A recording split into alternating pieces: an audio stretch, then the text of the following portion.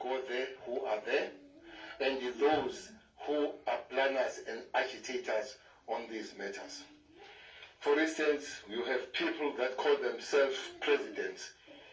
They call themselves addressing the nation. I've never seen a president that has not been elected who goes around addressing the nations in the hostel. And that person will have to really explain himself or herself as he moves around agitating people.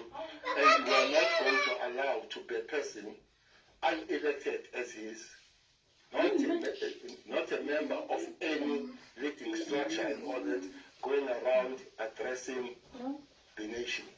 And addressing the nation insults the leadership of the nation that is elected, calling the people on violence, to commit violence. And those are agitators, some of them well known, some of them being identified, and I'm very sure